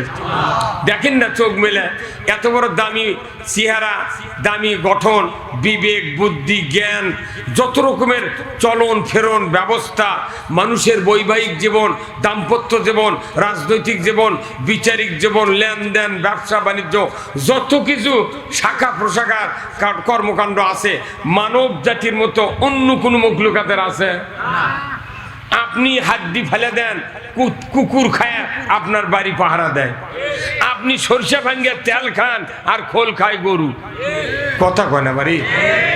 হ্যাঁ, আপনি একই জায়গায় ভাত খাবার বলছেন, যদি বোয়ালের মাছের কাল্লা যদি শ্বশুরের পাতর দেন আর রুয়ের কাল্লা যদি আপনার পাতর দেন, ওই শ্বশুর মনে মনে কবি তুমি এটা কাম করলে।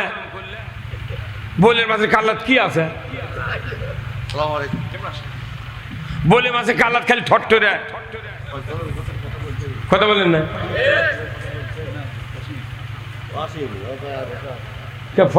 ফয়সালের কথা বললাম তো ভাই,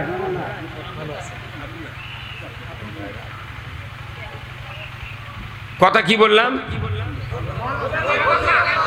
শ্বশুর মন খারাপ করবি যে তুমি রুইয়ের মাঝে থকথকে কাল্লা নিয়ে আমাকে ঠট্টরে দিলে কেন? মনে মনে কবি প্রকাশ্যে যদি নাও পারে। কতক্ষণ? কিন্তু আমার আল্লাহ এমন ভাবে আমাদেরকে সৃষ্টি করেছেন, একটি মাত্র গুণ হলো এই মখলুকাত ছাড়া কপাল আর নাক দিয়া ওই রবকে সেজদা করার দ্বিতীয় কোনো মখলুকাত আর নাই। এটা বড় নিয়ামত। সুবহানাল্লাহ। কি বিবেক! আজ থেকে 50 বছর আগে বগুড়া বড় গলার থেকে ঠেলা গাড়ি করে খোলের বস্তা নিয়ে আসে আকবর সদির তিলের মিলত গাড়ি বোঝাই করছে। আবার তার 5 বছর পর আবার হেরনপুরে গরু দিয়ে গাড়ি বানাচ্ছে, টায়ারের চাকা লাগে জুয়া দেশে ঘাড়ত পিছেরি মাটি ঠেকেছে। হ্যাঁ কতক্ষণ? এরপরে দেখলো ভ্যান, পাও ঠেলা ভ্যান আসলো, সেই ভ্যান চলে গেল। এখন আবার আসছে আপনার ব্যাটারি দিয়ে চালাচ্ছে। সামান্য মাথা, এই মাথাত কত বুদ্ধি দিছে আল্লাহ। কতক্ষণ দেখা? আগে বাস আসছিল হ্যান্ডেল মারা পেট্রোল গাড়ি, এখন গ্যাস দিয়ে চলিচ্ছে। এই মানুষের মাথা সামান্য 1 পাউন্ড ঘিলু আছে, তারই মধ্যে আল্লাহ কত বুদ্ধি। এখনো কিয়ামত পর্যন্ত কত সৃষ্টি করবে এই মানুষ, সামান্য কালিল সামান্য জ্ঞান দিয়েছে, তারই জন্য মানুষও আল্লাহ কত শক্তি দিয়েছে, যা ইচ্ছা তাই বানাচ্ছে। কিন্তু এত বোঝে, কিন্তু মানুষ ইসলাম বোঝে না। এই মুরব্বি ঠিক করলেন না আপনি? কোন গ্রুপ? এত বোঝে ইসলাম, ইসলাম যারা বোঝে না তারা হতভাগা।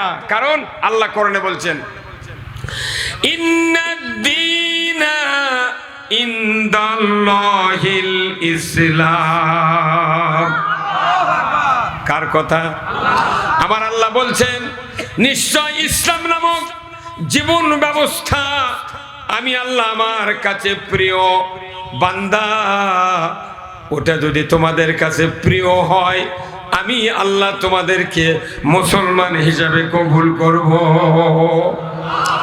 ইসলাম মানলে মুসলমান কার কথা? না মানলে, ইসলাম না মানলে মুসলমান হওয়া, মরার আগ দিয়ে আল্লাহ বলছেন তুমি মুসলমান হয় মরো, ইমানলে মরবের কয়নি। আল্লাহ বলছেন, ওয়ালা তামুতুন্না ইল্লা ওয়া আনতুম, তুমি মুসলমান হয়ে মরবে, মুসলমান না হাজান মরার চিন্তা করিও না। তাহলে মুসলমান হওয়ার জন্য কি দরকার? এই বিশ্ববিদ্যালয়ে আজিজুল হক কলেজ বিশ্ববিদ্যালয়, শাহ সুলতান, রাজশাহী, চাকসু, ঢাকসু, হাজারো প্রাইমারি আছে। প্রত্যেকটা জায়গার লেখাপড়ার সিলেবাস আছে, আছে না নাই? কিন্তু মসজিদের কোনো মসজিদের 1 এখনো কোনো সিলেবাস টাঙ্গানো হয়নি যে মুসলমান হতে গেলে কি কি কাজ করতে হবে।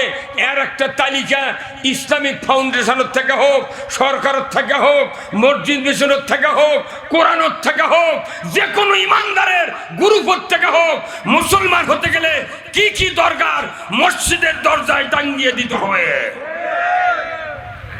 যদি দেওয়া থাকতো তাহলে আমাকে এত বক্তৃতা করা লাগতো না, কিন্তু কিচ্ছু নেই। এক বাংলাদেশের সংবিধান এমপিরাই পড়েনি, কত কনেকা এক সংবিধান এমপিরাই পড়েনি। সাধারণ মানুষ কি জানে, মানুষকে বলা হচ্ছে না সংবিধান ঢাকাত লুকিয়ে থাকে কতক্ষণ। তাহলে মানুষকে মুসলমান হতে গেলে কি কি দরকার আল্লাহ কি কোরআনে বলেন নাই? হ্যাঁ জনগণ বলেন নাই? আবার রসুল বলছেন কি যে কিয়ামতের দিন আমার উম্মতের ভেতরে ৭৩টা দল হবে। কয়টা? ৭৩টা দল। ৭২ দল জাহান্নামে যাবে, এক দল জান্নাতে যাবে। এটা শুনলি তো পশম সিংড়া ওঠে। ৭২ দল দুজগত, এক দল জান্নাতে যাবি, খুঁজে পাওয়াই কঠিন তো জান্নাতি মানুষ।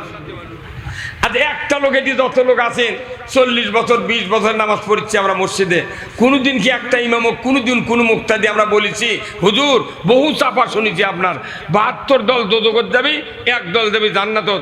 ওই জান্নাতত ওই দলত থাকার কি বুদ্ধি না কন্ত? এই কথা ইমামক করলে ইমাম চাকরি ছাড়ে দেখো আমি হাল বয়া খামো, উত্তর দেওয়ার পারবো না। ঠিক হয় না?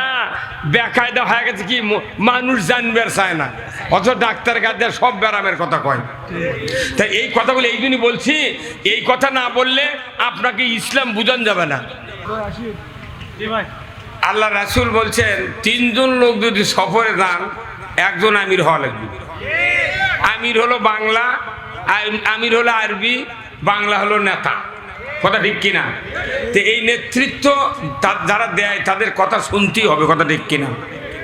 আপনি আমি নেতৃত্ব দিবার পারিনি দেখে আমাকে হ্যান্ডবেল কাদো খাটে খাটে কৃষি আবাদ করে মরে যাচ্ছে। তার কে বাড়িতে একটা SS5-এর দরজা নাই, বেটার একটা পালসার নাই, বাড়ি একটা ভালো নাই, তাদের ঘরের দরজা নাই, জানলা নাই, কত কষ্ট করে বাস করছে। আর বড় বড় নেতারা ঢাকার যায় একটা গার্মেন্টস করে, তাই কোটি কোটি টাকার মালিক প্রত্যেকটা ব্যবসায়ী এখন এমপি হবার যাচ্ছে। কারণ কি? এমপি গেলে টাকা আছে। তুমি কৃষি মন্ত্রী বানাবে, আমি হিসাব করে দেখেছি আমার গায়ে ২৭টা দাগ আছে খাসের।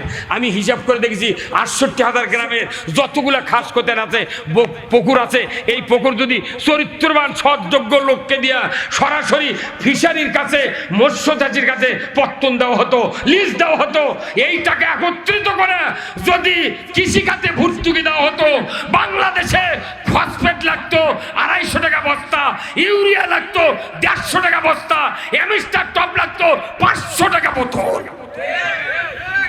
কিন্তু কেউ তো করছে না। আমরা চিল্লে মরিচ্ছি, দোকানদার এখন আমার কবি হুজুরে এত লল্লি ঘেরা। আমার দুঃখ লাগিচ্ছে ৩০,০০০ টাকার সার কিনে সরষে বুনছি, ৪ বিঘা সরষে বুনছি, ৩০,০০০ টাকার সার। ওর কিন্তু কেনা লাগিচ্ছে না। আর খালি সরষের তেল এমনি কোম্পানি আলারা, প্রাণ কোম্পানি, কোম্পানি সেই প্রত্যেকটা এমপি মন্ত্রী বোতলে বোতল দিয়ে দিচ্ছে। চিনি আমাকে করছে তোরা ফ্রেশ চিনি খা, গুড় হাতের ডলন দিলে গুঁড়ো হয়ে যায়। আর ওরা খাচ্ছে বাংলাদেশের কুশারের লাল চিনি। হ্যাঁ কথা বল না, হ্যাঁ ভাই লাল চিনি খাচ্ছে ওরা। আর আমাকে করছে তোরা ফ্রেশ খা, আবার ডাক্তার লেগেছে সাদা চিনি খাওয়া হবে না। ডাক্তার তুইও কি দে লাল চিনি দে।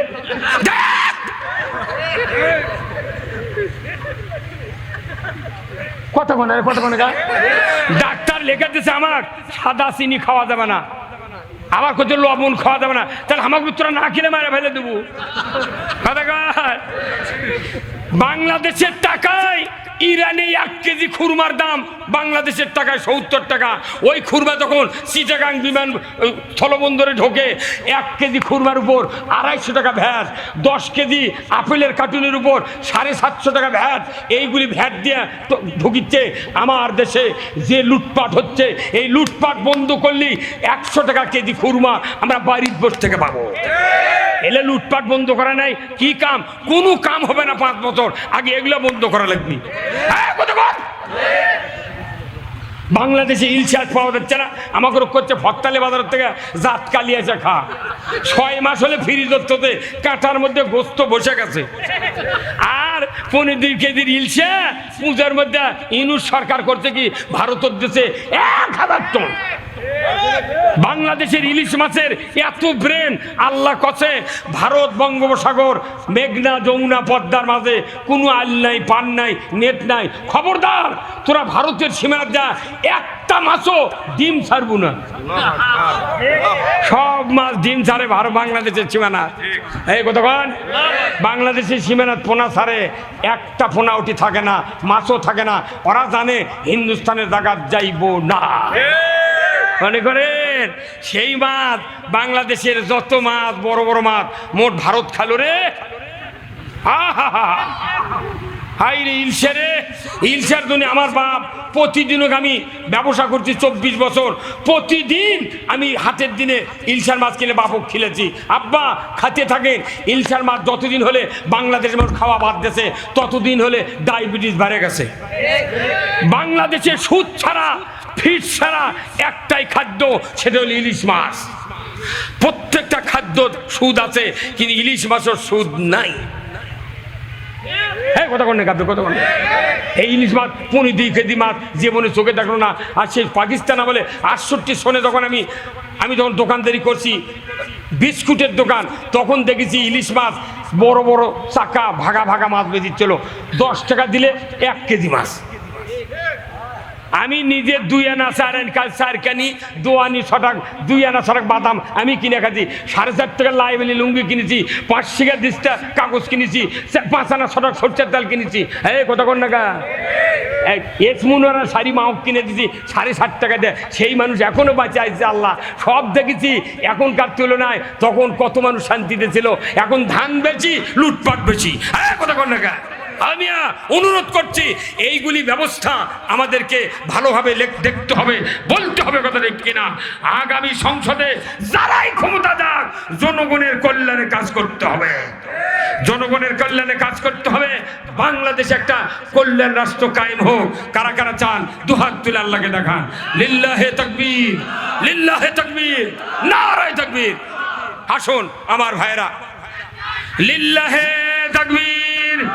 প্রধান মেহমানের মঞ্জুরি করার জন্য আমার কাকুকে অবশ্যই চাপ দেব।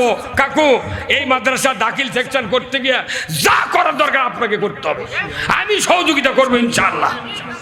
কি আছে জীবনে, একটু কিছু করে দেয় কি ভাই? টাকা ছুঁয়ে লাভ হবে না। মরার পরে এমন মানুষ বলতে যেতে পারে না লোকটা কাজ করে গেছে। কথা কন।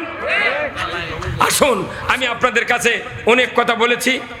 এই ইতিমধ্যেই বাংলাদেশ ইসলামী ছাত্র শিবিরের সম্মানিত জেলা সভাপতি আপনাদের কাছে এসেছেন।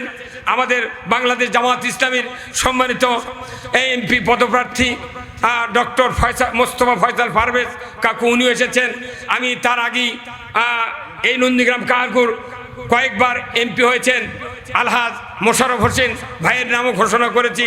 ওনার রাজনৈতিক কারণে ঢাকায় উনি আছেন। আল্লাহ ওনাকে সুস্থতা দান করুক। আপনাদের সামনে আমি এক্ষুনি মাইক ছেড়ে দেব, কর্তৃপক্ষ ঘোষণা দিবেন, যাকে বক্তৃতা দিতে বলবেন উনি বক্তৃতা দিবেন। আমরা আজকে জাতির সামনে যতগুলি কথা আলোকপাত করলাম, আল্লাহ তাআলা আমাদের কথাগুলি সবাইকে আমল করার তৌফিক দান করুক, আমিন। ওয়া আখিরু দাওয়ানা আনিল হামদুলিল্লাহ। আসসালামু আলাইকুম ওয়া রাহমাতুল্লাহি ওয়া বারাকাতুহু। যদি একবারে আপনি ওয়াকফ করে দেন দলিল, তাহলে ওই জমি আর ভোগ দখল করা যাবে না। অনেকেই ছেলে জমি দেয় জীবন শর্ত, আমি যতদিন বেঁচে আছি আমি খাবো, মরার পর তুমি পাবে। এখন আল্লাহ যে জিনিসটা আল্লাহর ঘর দিয়েছে, এটার আবার দাবি কি করা যাবে? অতএব মশলা আল্লাহর ঘরের জন্য যেটা দিবেন, এটা আর ভোগ দখল করা যাবে না। কারণ মসজিদের জীবন নাই, যদি জীবন থাকতো তাহলে জীবন শর্ত দলিল হতো। কথা কন না কেন? অতএব আপনি যদি এখনই দিয়ে দেন, তাহলে আপনার কিয়ামতের দিন আমার রসুল বলছেন, মাম বানা মসজিদান বানা লাহু লাহু বাইতান ফিল জান্নাহ। যে ব্যক্তি মসজিদের জন্য অর্থ দিল, জমি দিল, টাকা দিল, কিয়ামতের দিন ওই ব্যক্তি যদি মোত্তাকি হয়ে হাসরের ময়দানে ওঠে, তাহলে তার জন্য জান্নাতের ভেতর একটা বালাখানা আল্লাহ দিয়ে দেবে। আপনি দুনিয়ার থেকে বিদায়ের পর জান্নাতে যদি বালাখানা পেতে চান আপনি মোত্তাকি হন আর জমিটা আল্লাহর ঘর ছেড়ে দেন। কিবা কথা ঠিক কিনা? আসুন আমরা দোয়া করব।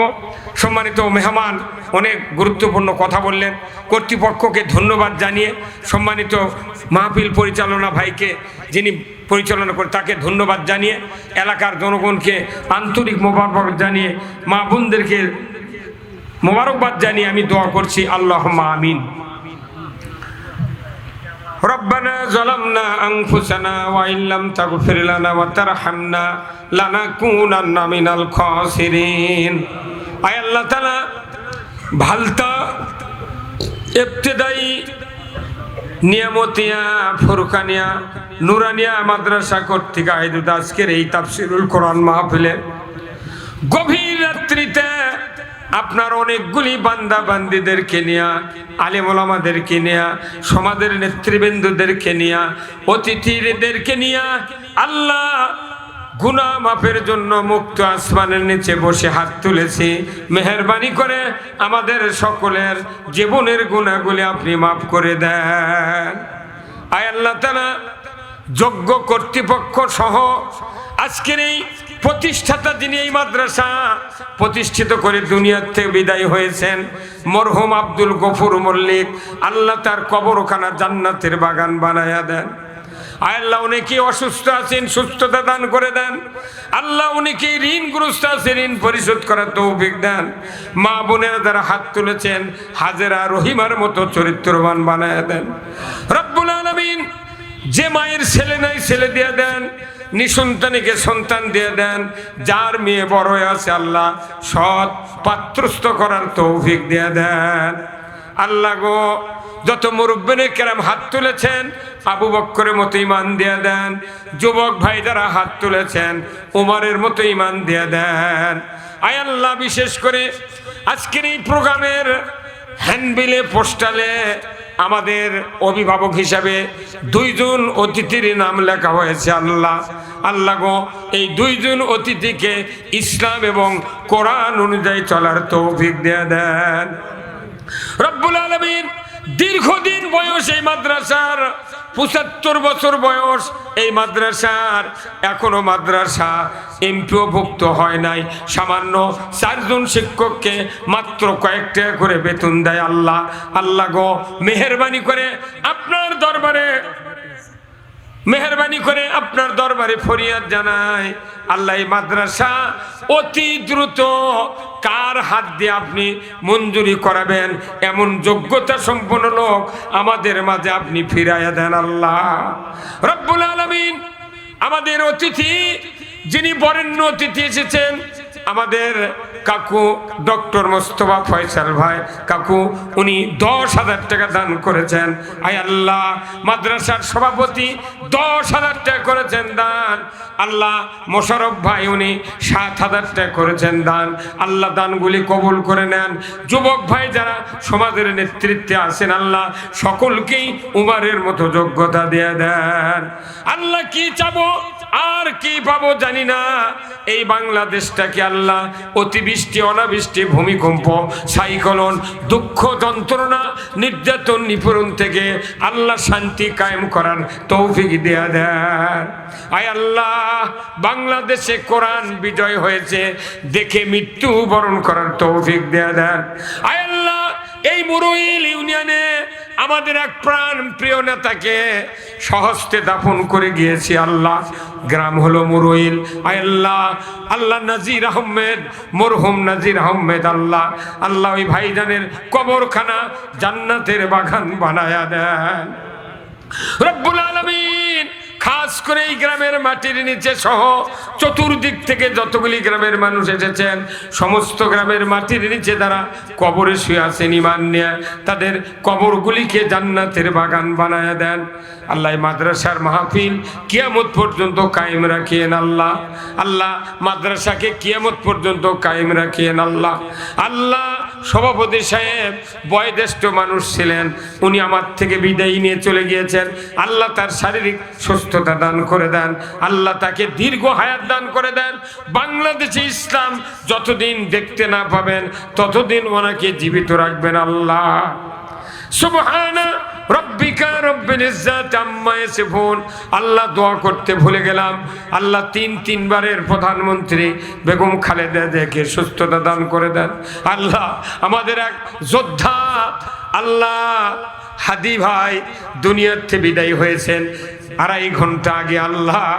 আল্লাহ তার কবরটা জান্নাতের বাগান বানায়া দিবেন। আল্লাহ জাতির কল্যাণে যারাই কাজ করে তাদেরকে দীর্ঘ হায়াত দান করে দেন। সুবহানা রব্বিকা রব্বিল ইজ্জাতি আম্মা ইয়াসিফুন ওয়া সালামুন আলাল মুরসালিন ওয়ালহামদুলিল্লাহি রাব্বিল আলামিন। ওয়াজআল আখিরা কালিমাতিনা ইনদাল মাউতি লা ইলাহা ইল্লাল্লাহু মুহাম্মাদুর রাসূলুল্লাহ সাল্লাল্লাহু আলাইহি ওয়া সাল্লাম। আসসালামু আলাইকুম ওয়া রাহমাতুল্লাহ।